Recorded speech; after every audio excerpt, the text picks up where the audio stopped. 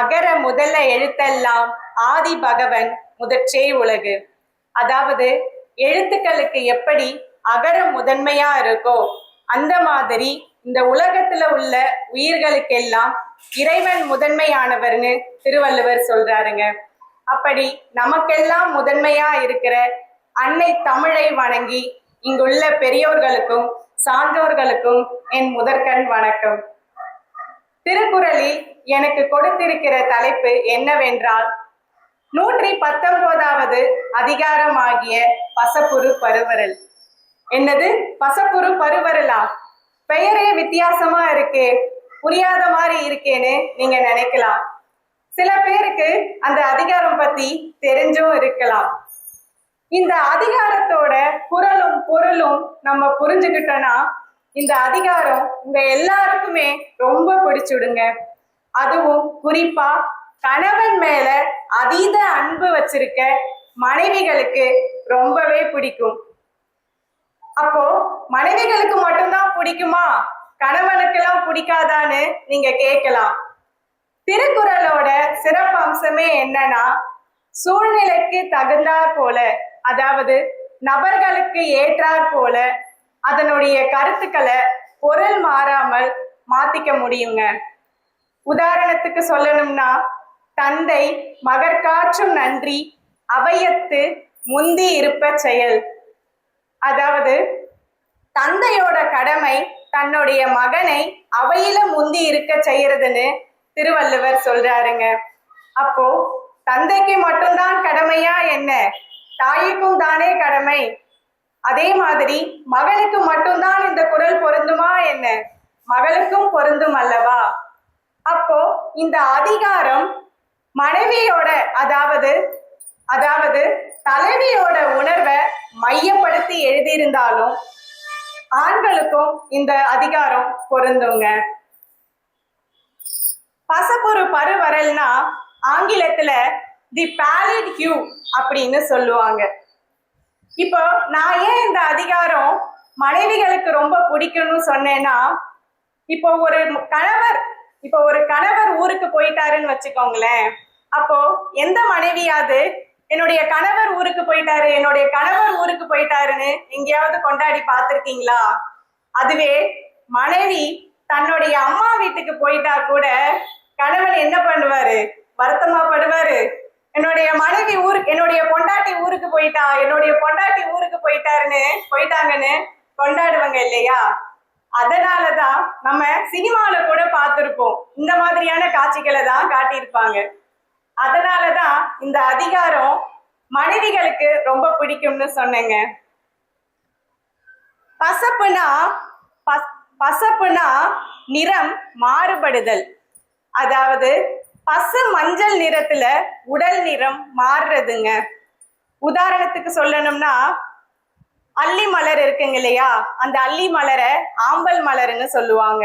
அந்த ஆம்பல் மலருடைய தண்டுல இருக்கிற நாரை உரிச்சோம்னா அப்ப என்ன நிறம் வருமோ அதுதாங்க பசு மஞ்சள் நிறம். பருவரல்னா துன்பம்.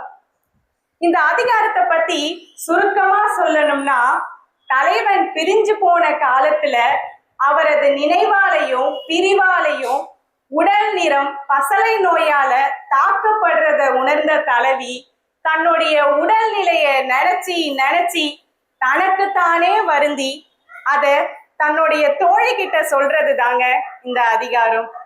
இத பத்தி தான் நாம இந்த அதிகாரத்துல பார்க்க போறோம். அதாவது பசப்புரு பருவரல்னா என்னன்னு ஒரு வரியில சொல்லணும்னா, பிரிவினால தன்னுடைய உடல் நிறம் மாறி வருந்துறது. இப்போ ஞானசுந்தரம் அவர்கள் தன்னுடைய கட்டுரையில இந்த பசலை நோய் எப்படி படருதுன்னு சொல்றாரு தெரியுங்களா? அந்த பசலை நோய் எப்படியெல்லாம் படரும்னா, முதல்ல தலைவியோட நெத்தியில படருதாங்க. நெத்தியில இருந்து அப்படியே கண்ணுக்கு பரவி, கண்ணுல இருந்து கன்னத்துக்கு பரவி, கொஞ்சம் கொஞ்சமா தோல்ல பரவி, அப்படியே உடல் முழுக்க பரவிடுதுன்னு தன்னுடைய கட்டுரையில அழகா சொல்றாருங்க. இப்போ திருவள்ளுவர் தன்னுடைய முதல் குறள்ல என்ன சொல்றாருன்னா, நயந்தவர்க்கு நல்காமை நேர்ந்தேன் பசந்த ஏன் பண்பு யார்க்கு உரைக்கோ பெற. நயந்தவர்க்கு நல்காமை நேர்ந்தேன் அப்படின்னா தலைவன் தலைவி கிட்ட இருந்து பிரிஞ்சு போறதுக்கு சம்மதம் வாங்கணுங்க.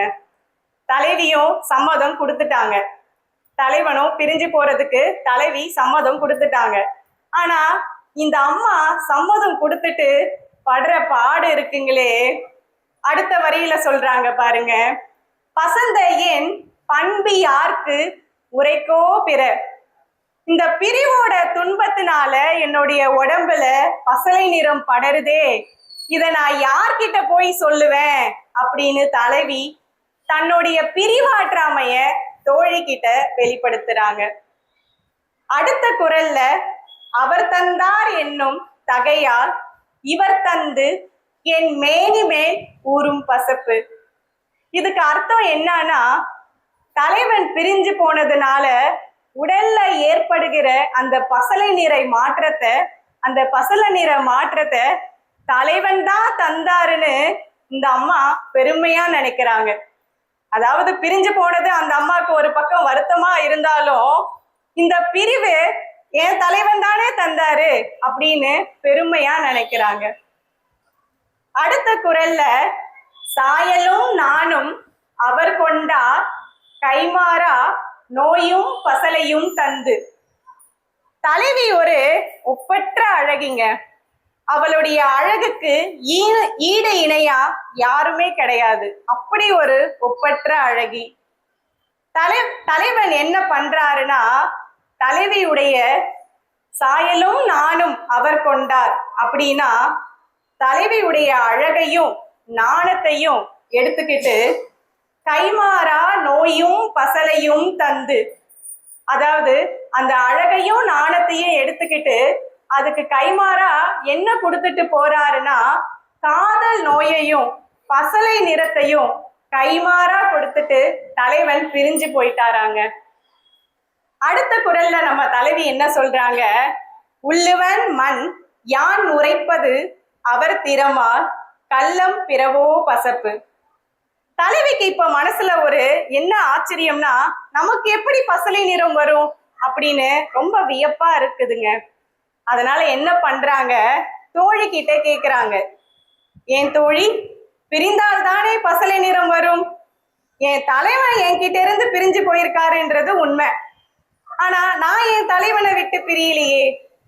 உள்ளவன் மண் யான் உரைப்பது அப்படின்னா என்னுடைய தலைவன் என்னுடைய நெஞ்சிலே இருக்கிறாரு, என்னுடைய நாவிலே இருக்கிறாரு. அப்படி இருக்கும்போது இந்த பசலை நிறம் எப்படி என்கிட்ட வந்துச்சு? அவரை நான் எப்பயுமே ஓயாம அவரை தான் நினைச்சிட்டு இருக்கேன், எப்பயுமே அவருடைய பெருமையை தான் நான் பேசிட்டு இருக்கேன். அப்படி இருக்கும்போது அவர் திறமால் கள்ளம் பிறவோ பசப்பு. இந்த பசலை நிறம் என்கிட்ட எப்படி வந்துச்சு? திருட்டுத்தனமா வந்துச்சா, இல்ல வேற ஏதாவது வழியில வந்துச்சா, எப்படி வந்துச்சுன்னு தெரியல தோழியேன்னு தலைவி கிட்ட இந்த அம்மா தோழி கிட்ட இந்த அம்மா புலம்பி தள்ளுறாங்க. அடுத்த குரல்ல திருவள்ளுவர் என்ன சொல்றாருன்னா, உவக்கானேம் காதலர் செல்வார் இவக்கானேம் மேனி பசப்பூர்வது. தலைவி சொல்றாங்க தோழி கிட்ட, அங்க பார் தோழி, என்னுடைய தலைவன் போய் சேர வேண்டிய தூரம் ரொம்ப தூரம் இருக்கு, இன்னும் அவரு போய் சேர கூட இல்லை, இப்பதான் அவருடைய பயணத்தையே தொடங்கியிருக்காரு. ஆனா அதுக்குள்ளவே என்னுடைய உடம்புல பசலை நிறம் படர்ந்துருச்சுன்னு சொல்றாங்க. தோழிக்கு எப்படி தெரியுங்களா இருக்கு, அடேங்கப்பா என்ன வேகம், இந்த பசலை நிறம் இவ்வளவு வேகமா படருமா அப்படின்னு தோழி நினைக்கிறாங்க. அப்போ தலைவி சொல்றாங்க பாருங்க, அந்த மனுஷன் கண்ணு கேட்டுற தூரத்துல தாங்க போயிட்டு இருக்காரு, ரொம்ப தூரம்லாம் போயில்ல, தலைவியுடைய கண்ணு கேட்டுற தூரத்துலதான் போயிட்டு இருக்காரு. அதுக்கே தலைவிக்கு பசலை நிறம் உடம்புல படர்ந்துடுச்சா. அதாவது இப்போ திருவள்ளுவர் காலத்துல பாத்தீங்கன்னா இந்த அளவுக்கு காதல் இருந்திருக்கு. தலைவி தலைவன் மேல அதீத காதல் வச்சிருக்கனாலதான் பிரிவை ஏத்துக்க முடியாம இந்த அளவுக்கு வருத்தப்படுறாங்க. ஆனா இந்த காலத்துல காதல் எப்படி தெரியுங்களா இருக்கு? ஒரு படத்துல பாத்தீங்கன்னா மைனாவும் சூரியும் நடிச்சிருப்பாங்க. அந்த படத்துல மைனாவோட அப்பா சொல்லுவாரு, என்னம்மா உன் புருஷன் இன்னும் கிளம்பலையாமா அப்படின்னு கேட்பாருங்க. அப்போ மைனா என்ன சொல்லுவாங்கன்னா, இந்தா போயிட்டியாம்பா, கிளம்புடா கிளம்பு அப்படின்னு அவரை அடிச்சு விரட்டுவாரு. அப்போ இந்த காலத்துல சிலரோட காதல் எப்ப புருஷன் வீட்டை விட்டு கிளம்புவாரு அப்படின்னும் இருக்குதுங்க. ஆனா திருவள்ளுவர் காலத்துல கணவன் பிரியவே கூடாதுன்னு, அவர் பிரிஞ்சா அந்த தலைவியால தாங்கவே முடியாத அளவுக்கு துயரமா இருக்கும்னு திருவள்ளுவர் எழுதியிருக்காருங்க. இப்ப இதெல்லாம் பார்த்துட்டு இருக்க தோழிக்கு எப்படி தெரியுங்களா இருக்கு? மனசுல ஒரே ஆச்சரியமா இருக்குங்க. அதாவது அந்த தோழியோட பார்வை எப்படி இருக்குன்னா, பசலைக்கு இவ்வளவு ஆற்றலா, இந்த பசலை இவ்வளவு வேகமா படருமா அப்படின்லாம் கேள்வி கேட்கணும்னு போல அந்த தோழியோட பார்வை இருக்குதாங்க. அடுத்த குறள்ல திருவள்ளுவர் தழுவலை பத்தி சொல்றாருங்க. தழுவல்னா ஒரு தாய்க்கு எப்படி தன்னுடைய குழந்தைய அரவணைக்கிறது ஒரு அன்பின் வெளிப்பாடோ, அப்படிதாங்க தலைவன் தலைவிக்கு இடையே இருக்கிற தழுவல் என்பதும் ஒரு அன்பின் வெளிப்பாடு. திருவள்ளுவர் இந்த குறள்ல ரொம்ப அழகா சொல்றாருங்க. விளக்கற்றம் பார்க்கும் இருளே போல் கொண்கண் முயக்கற்றம் பார்க்கும் பசப்பு. விளக்கற்றம் பார்க்கும் இருளே போல் அப்படின்னா, இப்ப இந்த அறையில லைட் எரியுது. இந்த லைட்டை நான் ஆஃப் பண்ணிட்டேன்னு வைங்களேன், என்ன ஆகும்? அடுத்த செகண்டே இருட்டு வந்துருங்க இல்லையா? அந்த இருட்டு இப்ப வரைக்கும் இல்ல, ஆனா அந்த லைட்டை நான் ஆஃப் பண்ணிட்டேன்னா எப்படி உடனே அடுத்த நொடியே இருட்டு வந்துருதோ, அந்த மாதிரி தலைவனும் தலைவியும் தழுவிட்டு இருக்கும் போது கொஞ்சமா இடைவெளி வந்தா கூட அந்த தலைவிக்கு உடனே உடம்புல பசலை நிறம் படர்ந்துடுதாங்க.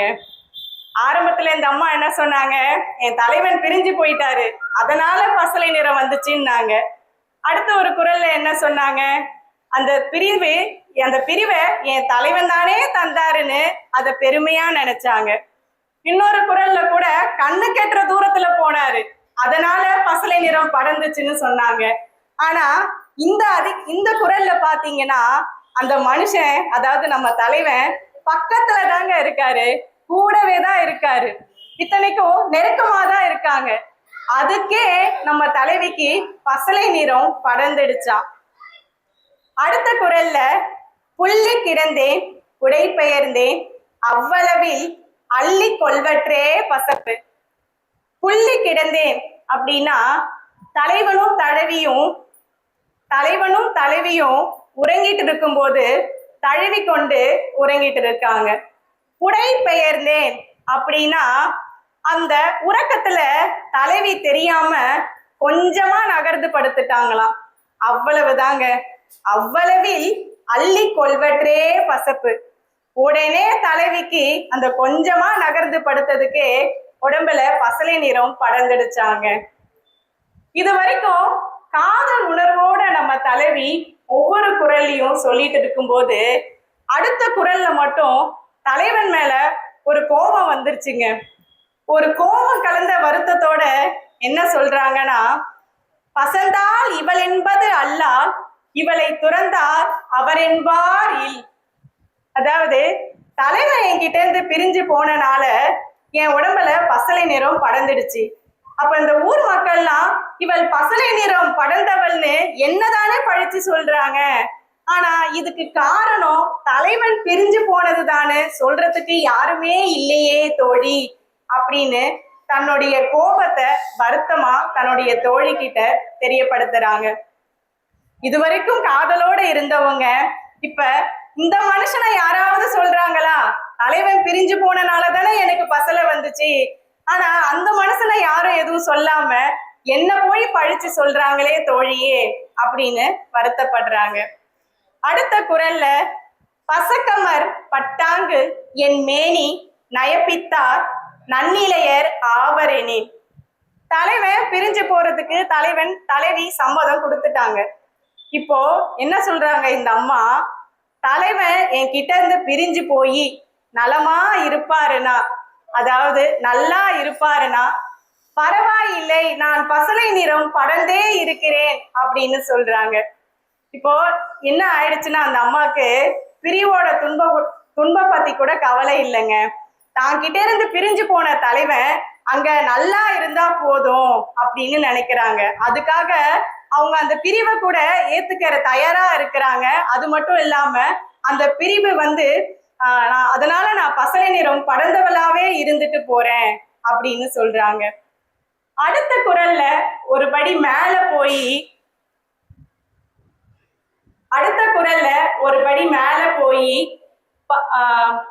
பசப்பென பேர் பெறுதல் நன்றே நயப்பித்தார் நல்காமை தூற்றார் எனின்.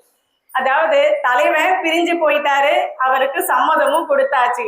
இப்ப இந்த பிரிஞ்சு போன தலைவன் எப்ப வருவாருன்னு அவரை இந்த ஊர் மக்கள் எதிர்பார்த்துட்டு இருக்கிற ஊர் மக்கள் அவரை தூற்றாம இருப்பாங்கன்னா, அதாவது திட்டாம இருப்பாங்கன்னா பரவாயில்லை, நான் பசலை நிறம் படர்ந்தவள் என்றே பெயர் எடுக்கிறது நல்லதுதான்னு கடைசியா தலைவி அந்த பசலை நிறத்தையே ஏத்துக்கிறாங்க. இப்படி திருவள்ளுவர் ஒவ்வொரு குறளிலும் தலைவியோட உணர்வுகளை மையப்படுத்தி எழுதி இதன் மூலமா நமக்கு என்ன சொல்ல வராங்கன்னா, பிரிவு அன்பை அதிகரிக்குங்க, பிரிவு காதலை அதிகரிக்கும். இதனாலதான் பல அறிஞர்கள் சொல்றாங்க, இன்பத்துப்பால கணவன் மனைவி இருவருமே படிச்சா அவங்களுக்கு இடையே அன்பும் காதலும் அதிகரிக்கும்னு. இப்ப இங்க அதிகமா ஆண்கள், அதாவது கணவரா இருக்கக்கூடிய ஆண்கள் தான் இருக்கீங்க. நீங்க வீட்டுல போயிட்டு உங்க வீட்டு அம்மா கிட்ட இந்த அதிகாரத்தை படிக்க சொன்னீங்கன்னு வச்சுக்கோங்களேன். படிச்சுட்டு அவங்களுக்கு எப்படி தெரியுங்களா இருக்கும், என்னடா அது நம்மளுடைய உணர்வுகளை அப்படியே திருவள்ளுவர் எழுதி வச்சிருக்காரு, எங்க இருந்து இந்த மனுஷன் இதெல்லாம் பார்த்தாரு அப்படின்னு நினைக்கிற அளவுக்கு அவங்களுக்கு இருக்குங்க. உங்க மேல அன்பும் காதலும் கூட அதிகரிக்க அதிகமா வாய்ப்பு இருக்குது. இப்போ உங்களுக்கு புரிஞ்சிருக்கும் நான் ஏன் இந்த அதிகாரம் குறிப்பா மனைவிகளுக்கு ரொம்ப பிடிக்கும்னு சொன்னேன்னு. அதுவும் வெளிநாட்டுல இருக்கிறவங்களுக்கும் இராணுவத்துல இருக்கிறவங்களுக்கும் இந்த அதிகாரம் ரொம்பவே பொருத்தமா இருக்குங்க. 25 ஆண்டுகளாக சிறப்பா செயலாற்றி வரும் இலக்கிய சோலை அமைப்பில் இந்த அற்புதமான மாத கூட்டத்திலே உலக பொதுமறையான திருக்குறளை பற்றி பேசுவதற்கு எனக்கு வாய்ப்பளித்த இலக்கிய சோலை அமைப்பிற்கும் மதிப்பிற்குரிய ஐயா ஜானகிராஜா ஐயா அவர்களுக்கும் என்னுடைய மனமார்ந்த நன்றியை தெரிவித்துக் கொள்கிறேன். இதுவரைக்கும் என்னுடைய உரையை பொறுமையாக காது கொடுத்து கேட்ட பெரியோர்களுக்கும் சான்றோர்களுக்கும் என் நெஞ்சார்ந்த நன்றியை தெரிவித்துக் கொண்டு விடைபெறுகிறேன். நன்றி, வணக்கம்.